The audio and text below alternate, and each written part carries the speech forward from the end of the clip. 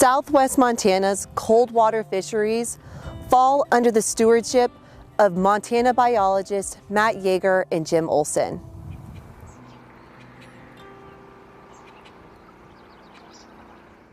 The Beaverhead, that's always been one of my favorite rivers to fish, and that's what made me, want to be here and be a part of its management and stewardship.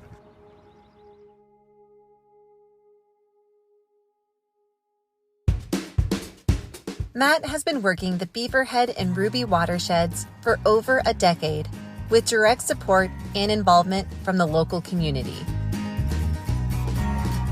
Landowner input and participation is a vital component of FWP's management strategy on the Beaverhead and Ruby rivers. Matt engages directly with organizations like John Anderson, who serves on the Ruby Valley Conservation District.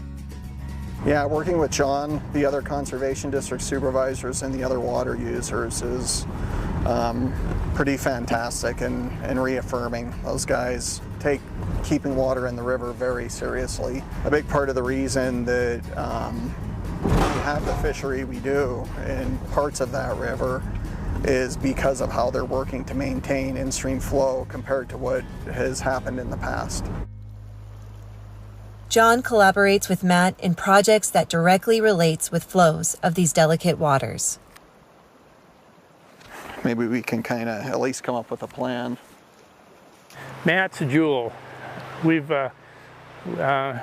just been a real asset to the conservation community, not only the conservation district, but also to the decreed water users, because he is definitely our partner in this project of trying to keep flows in the river, and just appreciate Matt's common sense, down-to-earth approach to getting the job done. Matt's biggest job right now is understanding the significant dip in trout populations.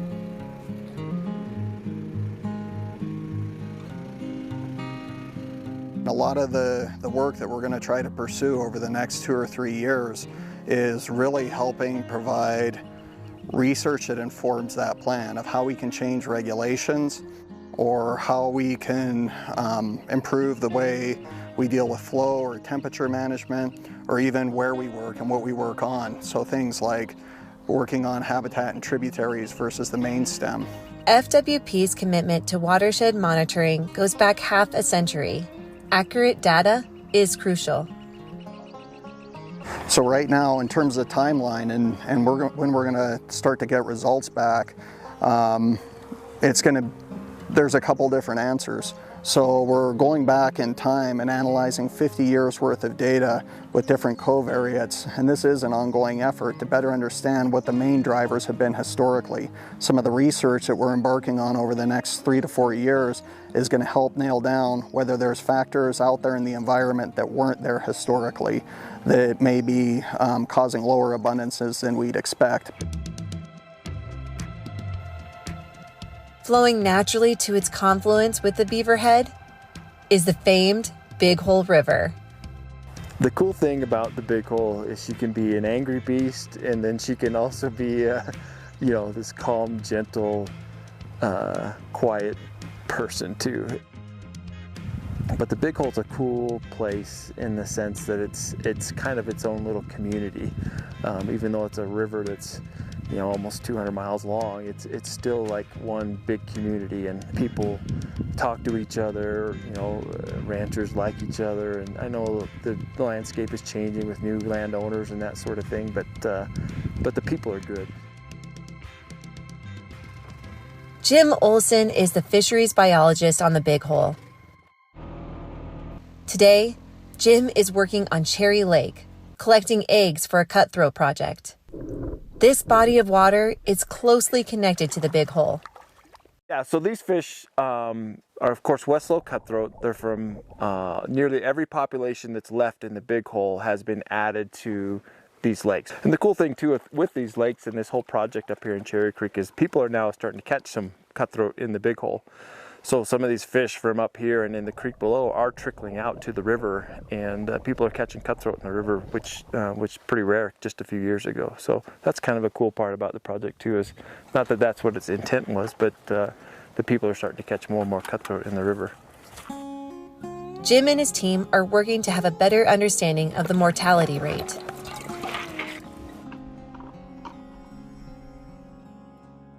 The mortality study is going to point us, I think, in different directions. So there's several different directions we're looking at. Disease is one of those things. A habitat might be related to it. Angling might be related to it. So one of the really interesting things we want to look at, particularly for the big hole, is because it gets warm and low, particularly in dry years, if there might be a relationship between those times when it is like that and catch and release mortality. We don't know if that exists or not, but it's something we're going to look at real close with the mortality study that we have planned. So, due to the complexity of the research, Montana State University will analyze the data gathered from Jim's fieldwork.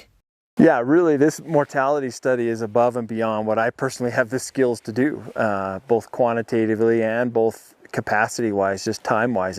We don't have the ability to do that, but MSU does. They have the skill sets and the people there to help us crunch the numbers, develop the study design, so that we get the kind of results that we want.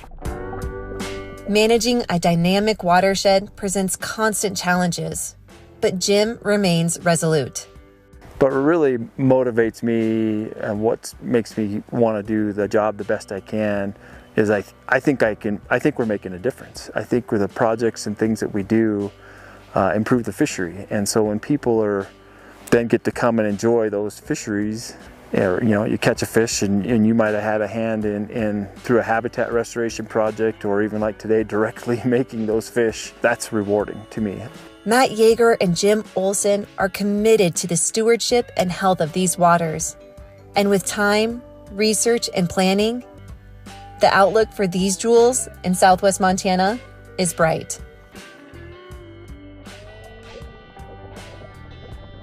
I'm Lauren Karnopp, and remember, the outside is in us all.